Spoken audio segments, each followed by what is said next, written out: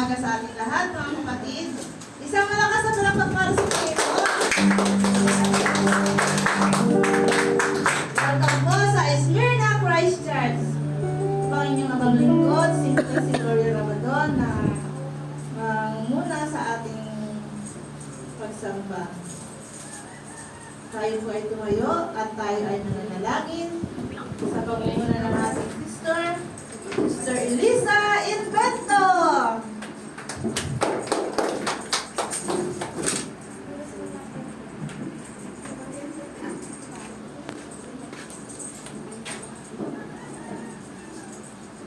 Magandang umaga sa ating lahat at tayo na sa ating Panginoon.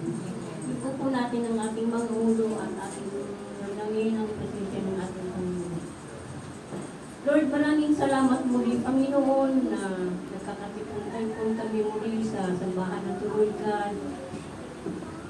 Nawa po, Panginoon, gabayan mo po kami kung ano man po ngayon ang aming mensahe sa ibigay mo po sa amin.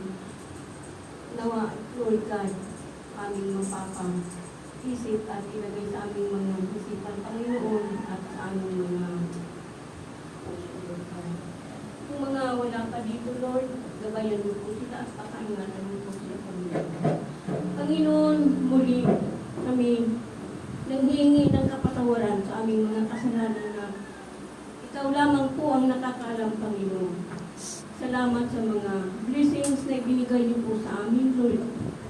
Ang aming mga kabataan, ang aming mga kapatiran na nandito, Panginoon, gabayan mo po sila sa pang-araw-araw na mga gawain at ang kanilang mga pagkain, Panginoon, na nawa nandiyan lang po at may hipuin ka para magkapagtulong sa kanila.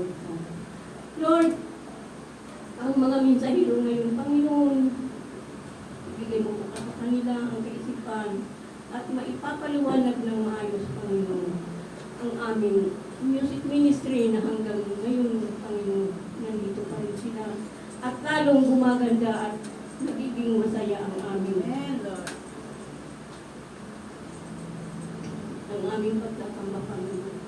Nawa, ang aming mga kapatiran, Panginoon, na